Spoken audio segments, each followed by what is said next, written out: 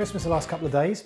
I had my quadcopter come the other day, and I've now received my GoPro from Amazon, my GoPro Hero 3 Plus Black Edition camera. So I bought this mainly because I want to have a go at aerial shots, and you need a GoPro for these things. But also I want to try out, I'm going away and I want to try out the underwater features, things like using it on a bike, anything, all the action shots you can actually do. And I've done a bit of research online. So I bought this particular version. This is the Black Edition, as I said, the Hero 3 Plus Black Edition over the Silver Edition. There's not an awful lot of difference in them. This cost about $100 more, but this probably in my mind it is enough to justify it, in that you get this what's called a super view, which is a super wide view, which looks very good on the footage I've seen online. It also is you can actually do 4K on it, but only at 15 frames per second. Maybe that's not so useful, but you can do 2.7K as well at 30 frames per second or 24 frames per second. So that's pretty good, as well as 1080p full HD at 60 frames per second or 24 or any of the ones in between. And you can also do 720p 120 frames per second. I mean, that's pretty good for slow motion. I mean, pretty damn good.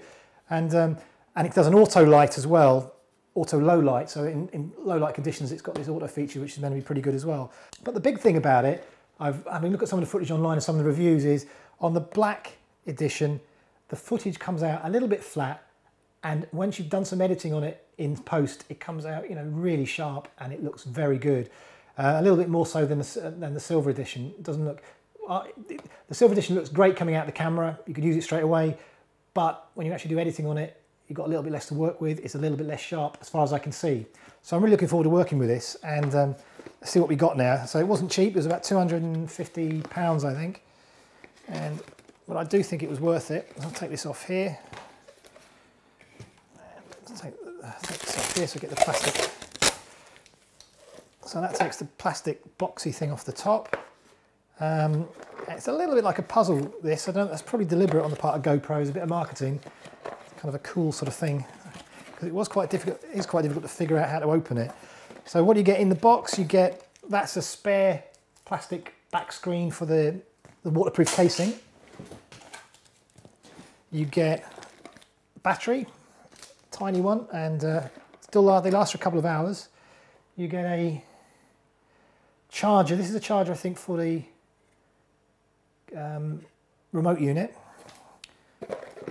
You get a couple of mounting units,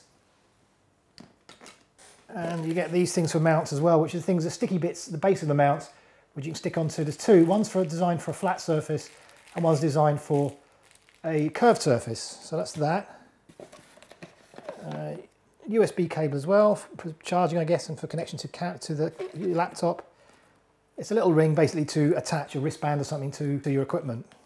I was a bit surprised actually they didn't include a wristband. That would have been handy. Couldn't have cost them much surely, but never mind.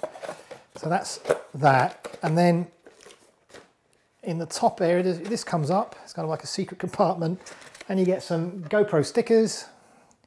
You get a quick start guide, which that's quite handy, especially if you're new to these things. There's quite a lot to learn. It tells you about getting started, different camera modes, camera essentials, etc. Looks pretty cool. And then you get the full, which I quite like, you get a full manual, which is great.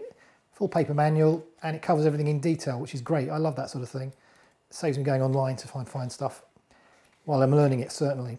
So it's got everything in there: camera settings, white balance, pro settings, video.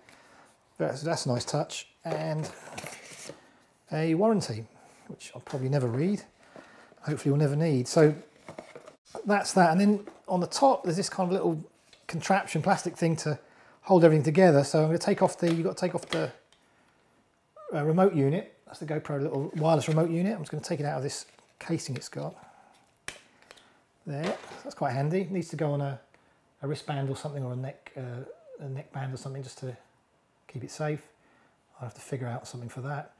And you got on, so basically that will control, if I switch that on there, that should go on. Connect to your camera remotely to operate it, which is cool, I like it. And finally, the GoPro itself. Just got to push in these two bits on the the mount from the plastic top there. So there's the GoPro in its waterproof housing, and just going to open that. That's by this clip here. Open the back of it, and there's the camera, and there's the waterproof housing. So the camera, the first thing I noticed, because I had a look at it in the shop before I bought it, before I ordered it, is this. I mean, the size is tiny. You can see there maybe, tiny. I mean, this is the 650D, you can probably get 6 or 7 of these, or 8 or 9, include the lens, even more into this camera, you know, compared.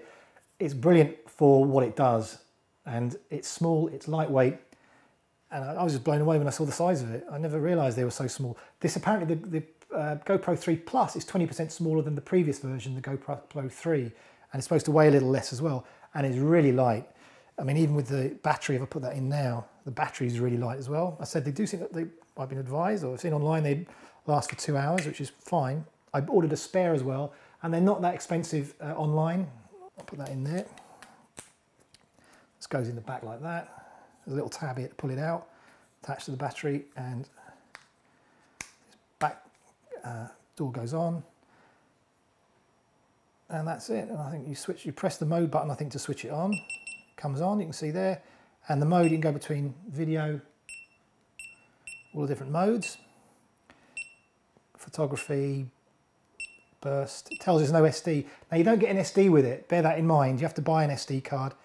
And they're not cheap because you need a micro SD. There's a micro SD slot here. I'll show you that. Just here. I said, you need to buy a fast card, basically. I've been researching that as well.